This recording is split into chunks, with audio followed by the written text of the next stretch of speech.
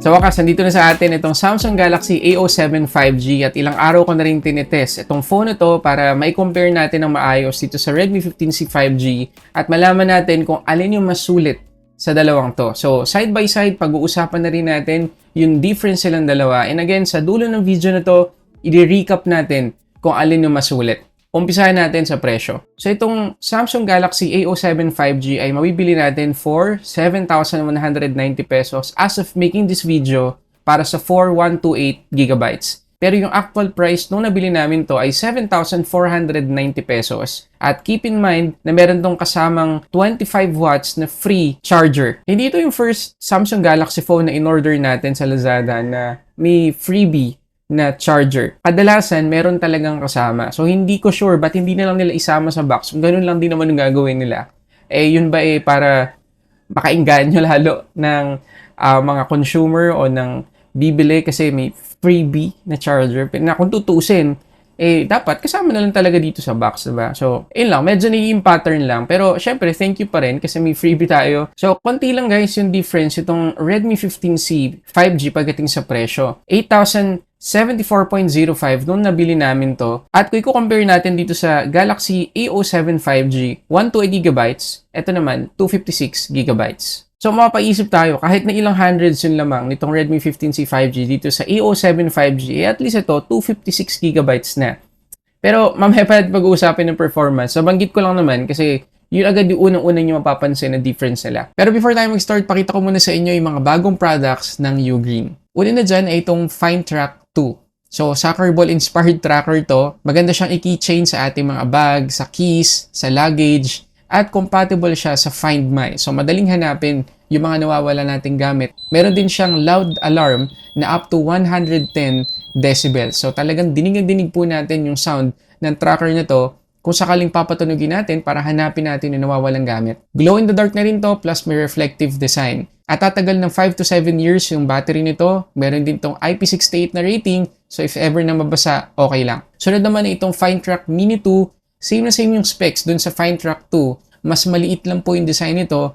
Mas flat din. Kaya mas madali nating isingit-singit sa ilang parts ng bag natin. Pangatlong product na gusto kong i-share sa inyo ay itong MagFlow Air 10,000 mAh na power bank. Meron tong 15 watts magnetic wireless charging at 30 watts dito sa built-in braided USB-C cord. Airline approved to. So safe na safe gamitin kapag magka-travel tayo via plane. Meron din tong ultra slim design, manipis, kaya madali pa rin mahawakan yung phone natin kasama na yung power bank na to. At panghuling gusto ko ipakita sa inyo ay itong Nexode Air 65 watts gun fast charger. So anong bago rito? Maliban sa 65 watts, yung kanyang charging speed, ultra compact to, maliit lang, madaling isingit sa bag. Dito pa yung kanyang prong, so maiingatan natin yung mga gamit natin sa loob ng bag. Meron tong thermal guard para safe na safe kapag nasa-charge tayo. Meron na rin kasama tong 1 meter na USB-C cable sa box. So lahat ng links na kailangan ninyo para ma-purchase yung mga Ugreen products na to ay ilalagay ko dyan sa description box sa baba. And again, maraming salamat sa Ugreen sa pag-sponsor sa video na to. Ngayon, compare naman natin yung laman ng box. So, unahin natin itong Galaxy A07 5G kasi nakita nyo na to sa full review natin. Kung gusto nyo pala itong panoorin ng separate, nandyan yung link sa description box sa baba. So, makikita ninyo na, again, manipis yung box. Pero, dito sa gilid, gustuhan ko lang na talagang in-indicate nila kung gaano katagal yung magiging software support nila dito sa Galaxy A07 5G. Kita nyo naman, 6 major Android upgrades, 6 years sa security patch. Antindi. So, buksan natin. Yung nandito nga pala sa atin ay yung color black na Samsung Galaxy A07 5G. Pero if ever na ayaw nyo to, meron pa silang isang kulay, yung light violet. Okay, so open natin to. Nakabalot siya sa isang paper. Yan. So matte finish itong color black. Pero ewan ko, mahilig ako sa simple na design ng mga phone. Pero yung pagiging simple nitong Galaxy A07 5G, babagsak na sa basic na itsura. Yung, alam mo yun, parang hindi inifortan ng Samsung yung itsura. Parang pagkatapos nilang ma-drawing yung design or yung mock-up ng design itong A07 5G, yun na yun. Wala na silang inisip pa na idadagdag dito sa likod. Tapos makikita ninyo, dahil nga ilang araw ko na rin tinetest itong phone na to, naiwan na yung mga smudges. Kaya kung hindi kayo gagamit ng case dito, sigurado ilang beses nyo palang gagamitin, mahahalata na yung mga dumi-dumi. So, kung ako sa inyo, kung bibili lang kayo nito, yung light violet yung piliin niyo para at least maitago ng mabuti yung mga smudges or fingerprints. Pero either way, napaka-basic po na itsura ng likod nito. Okay, so ano pa yung kasama sa box? Tingnan natin. So, dito sa ilalim, wala tayong makikita. Meron tayong document sleeve dito. SIM ejector pin. Meron tayong USB-C to USB-C cable, pati yung documentation. So, dalawa lang yung accessories na kasama sa box, no? Ulitin natin yung dito sa Redmi 15C para makita natin yung difference. So, tabi ko muna to. 15C tayo. So, pag open natin, makikita agad natin yung mismong phone. Plastic yung balot, hindi paper. Tapos, kita nyo naman guys, design pa lang, ang laki na ng difference talaga. Ito rin yung isa sa mga na-appreciate ko dito sa 15C. Kita nyo naman, napakalayo. Mas gusto ko talaga to. Napaka-subjective naman ng design. Depende talaga yan sa tumitingin, depende sa gumagamit. Pero guys, kita nyo naman, parang no-brainer na talagang inifortan ng Xiaomi itong 15C na design compared dito sa EO7 5G. Tapos, hindi siya kapitin na smudges. Ayan o. Kung kumapit man dito yung smudges fingerprints, hindi pa rin halata. Dahil, kikita nyo, matte din naman yung EO7 5G, pero reflective pa rin, no? Kita nyo. Siguro dahil darker yung color nito, pero either way, guys, mas maganda pa rin talaga itong sa Redmi 15C. So, yan yung sa design. Tignan natin yung iba pang laman ng box. So, meron tayong document sleeve, SIM ejector, meron din. Documentations, meron din. Pero meron tayong kasamang case dito. Okay? Meron na tayong jelly case na kasama sa box. Hindi pa rin tatapos dyan. Hindi to basta freebie lang. Talagang every time na bibili ka ng Redmi 15C, meron ka ng 33 watts na charging brick at syempre yung kanyang charging cable.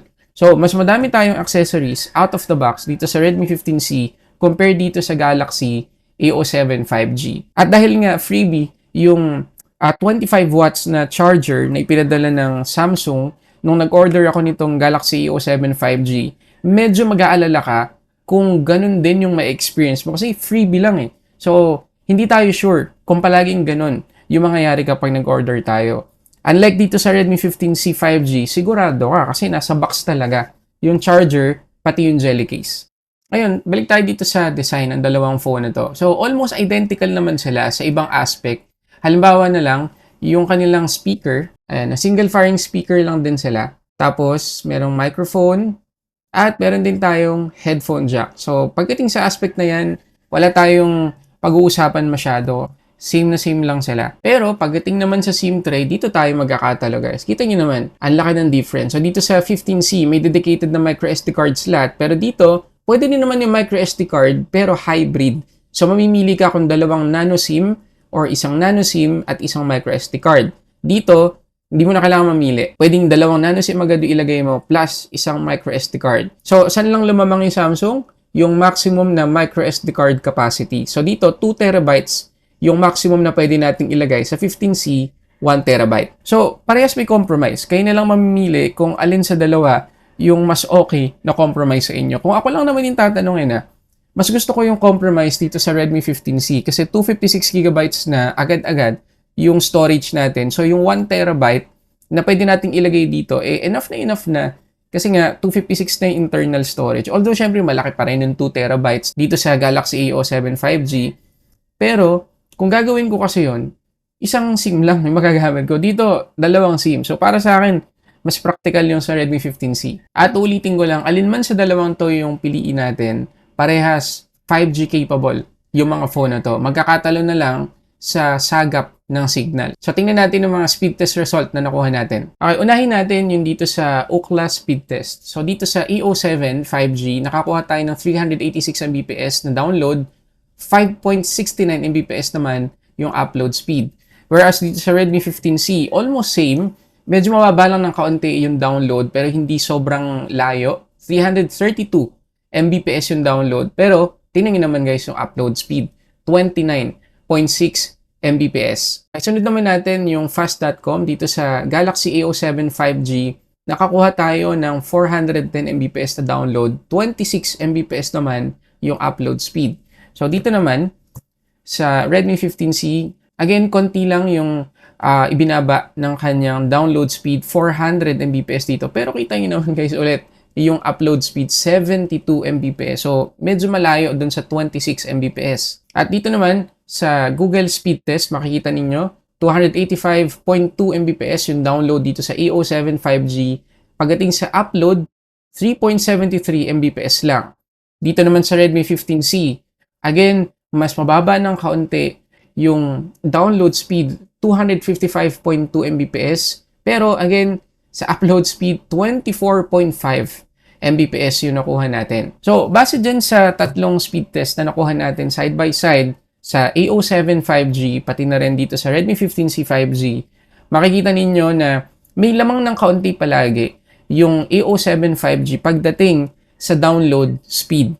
Pero hindi ganun ka-significant. Whereas dun sa upload speed, mas malaki, mas kapansin-pansin yung difference ng Redmi 15C pagdating sa A07 5G. Mas palaging malaki-laki yung lamang ng Redmi 15C compared dito sa A07 5G. So, para sa akin kahit na may konting lamang sa download speed yung A07 5G, mas gusto ko pa rin yung speed na ibinigay sa atin ng Redmi 15C 5G. Ngayon, pagdating naman sa ingress protection, itong A07 5G ay merong IP54 na rating.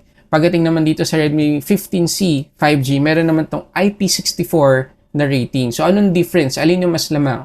Obviously, mas lamang yung sa Redmi 15C kasi IP64 na to, better yung dust protection. Pagdating sa mga talsik-talsik ng tubig, dahil nga pareha silang 4 sa dulo, same lang sila. Pero yung 6 at saka yung 5 sa IP rating nila, doon talaga malaki yung lamang. Again, yung IP64 ay dust tight, yung IP54 naman, dust protected. So kapag pumasok tayo sa maalikabok na environment, mas may peace of mind tayo dito sa Redmi 15C 5G kasi hindi talaga siya papasukin ng alikabok. Dito, possible pa na mapasukan kung matindi talaga yung alikabok. At panghuli dito sa design, kitang-kita nyo naman guys yung difference nila pagdating sa notch at saka sa bezel. Dito lumamang yung Galaxy A07 5G. Kita nyo naman yung notch pa lang, medyo mas curved. Dito sa Redmi 15C, mas malaki din, mas makapal. Dito sa A07 5G, mas manipis na, tapos hindi ganun ka curved. No, mas diretso siya kung ikukumpara dito sa 15C. Tapos yung chin, mas makapal din dito sa Redmi 15C 5G. Siguro, mas malaki din kasi yung screen ng 15C 5G. Pero overall guys, sa unang tingin pa lang, mas gusto ko itsura ng display nitong A07 5G. Pero alam niyo kung saan lumamang yung Redmi 15C 5G compared dito sa A07? Yung screen protector na pre-installed out of the box. So ito pa yung isang accessory na kailangan kong i-mention at kailangan nyo malaman. So pagkabili ninyo, meron agad screen protector, itong Redmi 15C, ito wala. Bibili ka pa ng separate. Ngayon, pag-usapan natin yung display. So, itong Galaxy A07 5G ay naka 6.7-inch PLS LCD, 720p resolution, 120Hz yung max refresh rate. Aabot ng 800 nits yung peak brightness nito, and meron tong glass fiber reinforced polymer na screen or GFRP. So, wala tong Corning Gorilla Glass protection kagaya dun sa 15C, pero may dinagdag naman na protection yung Samsung sa screen nito. Pero yun nga, out of the box, wala pa rin screen protector na naka-install dito. Ngayon, anong difference ng display nitong 15C dito sa A07 kung pagbabasihan natin yung specs nila on paper? Yung PLS, mas maliwanag compare dito sa IPS. Pero mas color accurate naman yung IPS. So, nasa sa inyo na kung alin yung mas importante. Pero side by side, sa totoo lang wala akong makita masyadong difference pagdating sa color accuracy. Almost same sila ng timpla. Almost same din sila ng default na brightness. Pero in fairness kasi, dito sa Galaxy A07 5G, mas maliwanag talaga siya. Lalo na yung 50% brightness nito, compare dito sa Redmi 15C 5G, mas maliwanag po. So, mas makikita natin outdoor itong A07 5G compare dito sa Redmi 15C 5G. Pero again, on paper, sabi sa na-research ko, mas color accurate yung IPS. And pagdating sa viewing angles, kita nyo naman, i-ano natin ayan, igilid-gilid natin. Ayan, nakita ninyo. Almost same. Mas darker lang yung dito sa PLS. Mas maganda talaga yung viewing angles ng IPS. Kita nyo, dumidilim, di ba? Dumidilim yung sa A07. Okay? So, ayan yung difference nila. Pero again, sa kulay halos wala talaga akong makitang difference or mas lamang sa kanila. At isa sa mga nasabi ko sa display nitong Redmi 15C 5G dun sa full review ko, nabilib ako kasi wala akong nakitang yellowish tint kahit na entry-level phone lang itong 15C. At yun yung isa sa mga nakikita kong compromise sa mga entry-level phones ng Android. Kapag mura, yellowish tint yung problem natin sa display. Pero dito sa Redmi 15C, hindi ko nakita yon. So maganda yung panel na ginamit. Dito naman sa A07 5G, may napansin akong konting-konting yellowish tint dito sa may bandang ibaba kapag pure white yung naka-display. Pero sa mga normal usage, kapag nag-scroll-scroll tayo sa social media, hindi nyo napapansin. At kung tititigan nyo lang naman ng matagal, tsaka nyo lang mananotice yung kaunting yellowish tint. Parehas din silang may Widevine Security Level 1 at makakapag-play ng HD or Full HD content sa Netflix. Pero kung pag-uusapan natin yung refresh rate behavior nila, medyo hindi consistent yung dito sa Galaxy A07 5G. Kagaya na makita nyo. So parehas naka-auto switch yung refresh rate setting natin ngayon. Tingnan nyo yun sa Redmi 15C. Kapag hindi ko na ginagalaw yung screen, nakastay siya sa 60Hz. Kapag ginalaw ko na, ayan, pumapalo ng 120, tapos pabalik ulit to 60Hz. So normal at matipid sa battery. Pero tingnan nyo yung nangyayari dito sa Galaxy A07 5G. Pumapalo ng 120, pumipitik-pitik dun sa parang guhit-guhit or zero na refresh rate. Pero grabe napaka-inconsistent. Di ko na ginagalaw yung display. Kapag ginalaw ko, ayan, naka-fix siya sa 120. Pero pag binitawan ko, pumipitik-pitik lang. Pero most likely, nasa 120Hz pa rin na refresh rate. Kaya mas magastos to sa battery. At mamaya, makikita ninyo yung screen on time na nakuha natin sa A07 5G. At i-compare natin syempre sa Redmi 15C 5G. At pagdating naman sa performance, itong Samsung Galaxy A07 5G ay naka One UI 8 na out of the box on top of Android 16. Dimensity 6300 5G din. Yung chipset, same na same sa Redmi 15C. LPDDR4X din yung RAM at UFS 2.2 rin yung internal storage. So on paper guys, same na same lang sila ng specs on paper. Pero syempre, kagaya nung nakita natin sa unboxing pa lang, 256GB na agad-agad yung makukuha nating internal storage dito sa 15C. Kung gusto natin na A256 yung maging variant or configuration nitong A07 5G, tutungtong na tayo sa 9,990 pesos according sa kanilang website. Hindi pa kasama doon yung shipping fee. Pagdating sa storage, no-brainer, mas practical talaga yung sa Redmi 15C. Pero hindi lang dyan nagtatapos yung judgment natin pagdating sa performance. Pag-usapan din natin yung software support. Ulitin ko lang yung software support dito sa Redmi 15C 5G. So, according sa na-research ko, 2 major Android upgrade lang yung matatanggap nito at 4 na taon na security patches. So, hanggang Android 17 lang itong Redmi 15C kasi Android 15 lang yung operating system nito out of the box. Ngayon, ito namang Galaxy A07 5G, matindi guys, yung software update. Nakita nyo naman dun sa box pa lang, meron tong 6 na major Android upgrades na matatanggap. So, hanggang Android 22 yan at 6 na taon na security patches. Ganun katindi. At ang maganda pa dito, Android 16 na to out of the box. So, 1 generation ahead na agad siya dito sa 15C 5G. So, yun yung natin, talagang maasahan naman pagdating sa Samsung. Yung mga phone nila kadalasan, kahit na hindi ganun kalaki yung specs, kung ikukumpara natin sa ibang phone na same lang or malapit yung price, babawi sila talaga sa software support. So, ang tagal po natin talagang magagamit ng phone na to at may expect natin na secured tayo for at least 6 years. Lalo na kung palagi tayong gumagamit ng mga banking applications. At ito yung Antutu scores na nakuha natin side by side sa dalawang phone na to. Itong Samsung Galaxy A07 5G nakakuha lang ng 494,805. 574,000 naman dito sa Redmi 15C 5G. So, almost 100,000 yung difference sila sa score. And naka-off pareho yung virtual RAM ng dalawang phone na to nung ginawa natin tong Antutu scores na to. Pero malaki siguro talaga yung effect ng kanilang operating system kasi dahil Android 15 na itong sa Redmi 15C, maasahan natin na talagang optimized na yung HyperOS na nandito. Samantalang ito, Android 16, One UI medyo naghahabol pa yung Samsung pagdating sa optimization. Pero kagaya nung nakita natin, mahaba-haba po yung software support natin dito. So, ma-expect natin na gaganda pa yung performance kahit papano dito sa A07 5G. Ngayon, pag-usapan natin yung camera. On paper, same na same lang din sila ng Galaxy A07 5G. So, meron tayo ditong 50 megapixels na main shooter na merong auxiliary lens, kaya dalawa yung nakikita natin dyan sa likod. Tapos yung selfie camera naman, ganun din, 8 megapixels. So, tingnan natin yung ilang sample photo side by side para magkaroon kayo ng idea kung sino, kung meron man, yun lamang.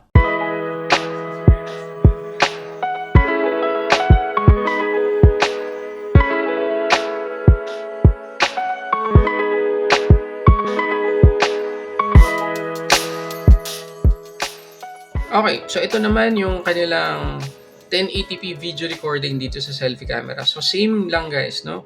Yung maximum resolution na pwede nating ma-record sa dalawang phone na to. So, anong masasabi nyo sa quality? Parang, ewan ko lang para sa akin lang naman, mas realistic yung itsura natin dito sa Samsung Galaxy A07 5G compared dito sa Redmi 15C. Parang mas may enhancement na ginagawa sa mukha natin itong Redmi 15C. Although parehas maganda, wala naman akong sinasabi na mas pangit yung sa Redmi 15C. May edge sila pareho eh. Magkaiba yung ano nila. Magkaiba yung timpla nila pagdating sa processing ng video dito sa selfie camera. Pero kung kayo tatanungin, anong mas gusto ninyong quality dito sa A07 5G o dito sa Redmi 15C 5G? Okay, so parehas 1080p, 30 fps yung pinakasagad na video recording natin sa dalawang phone na to.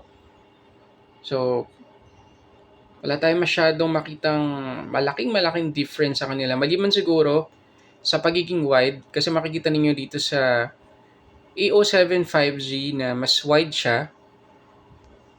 Ayan o. Diba? Mas wide siya compared dito sa Redmi 15C. Pero ilapit natin sa isang subject para makita nyo yung quality. Ayan. Okay. Anong mas gusto ninyong quality sa dalawa?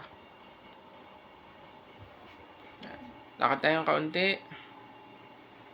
Wala silang stabilization pareho. Okay? Ano masasabi nyo?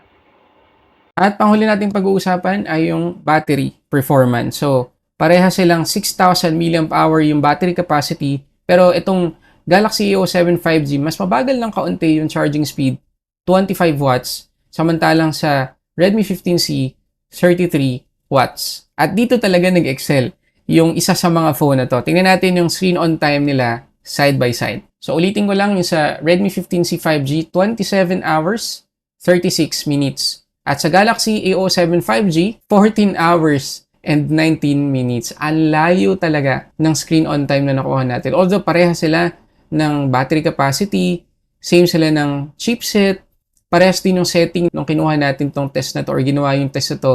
Naka-off din yung memory extension, pero grabe. Hindi pa rin ganun ka-optimized yung Android 16 or yung One UI dito sa Galaxy A07 5G sa Android 16. So, abangan natin sa mga future updates. Kung meron ka mang ganitong phone, abangan mo yung susunod ng mga software support kasi sigurado mag-i-improve pa yung SOT natin. Pero sa ngayon, as of making this video, malinaw na malinaw kung sino yung lamang.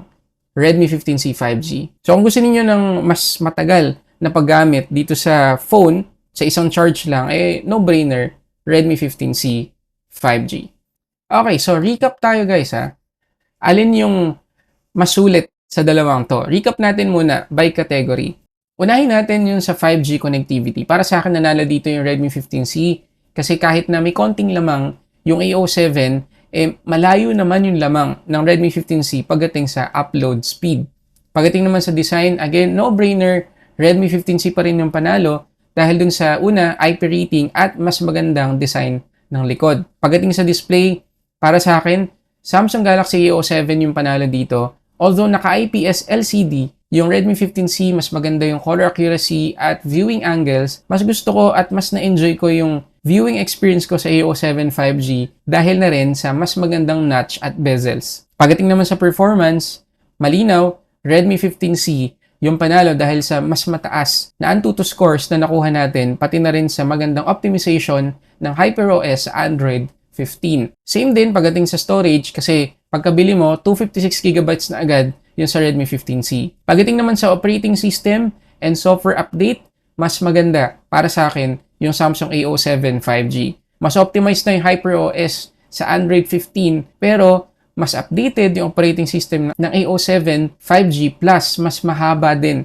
di hamak, yung software support ng A07 compared sa Redmi 15C. At panghuli, sa battery, Redmi 15C yung clear winner dito dahil nga sa optimization. Okay, so overall, alin yung mas pipiliin natin sa dalawang phone na pinag-usapan natin ngayon? Itong Redmi 15C 5G or itong A07 5G? Kung ikukumpara lang naman natin dun sa breakdown na ginawa natin, mas maraming lamang itong Redmi 15C 5G kaysa dito sa A07 5G. So, paki-comment dyan sa baba, alin sa dalawang phone na to yung mas practical bilhin para sa'yo? Kung ako lang naman yung tatanungin mas practical talaga. Kung pagdating sa practicality, go for Redmi 15C 5G. Pero pagdating sa mas mahabang paggamit, no, yung itatagal, Galaxy A07 5G. Primarily dahil dun sa software support. Yung SOT na nakuha natin, mag-i-improve pa kahit papano. Pero I don't think aabot siya ng ganong katagal compared dito sa Redmi 15C. But then again, kung pag-uusapan yung security at software support, no doubt, A07 5G yung dapat mong bilhin kung yun yung concern mo. Pero kung gagamitin mo lang naman tong phone na to, magkapalit ka ulit after siguro 3 years man lang or 4 years, go for Redmi 15C. And again, yung 4 years na yun, maximum na itatagal ng phone na to pagdating sa software support, enough naman na para sa karamihan sa atin. So again, practicality-wise, Redmi 15C 5G para sa akin, yung panalo. Pero syempre, gusto ko pa rin malaman kung ano opinion ninyo at kung alin napili ninyong phone. So, paki-comment dyan sa baba. At if ever na meron kayo nagustuhan sa isa sa mga phone na to, ilalagay ko yung link dyan sa description box sa baba. So yun muna guys, maraming salamat sa panonood. Para sa ating unboxing or reviews, this is Sulit Tech Reviews.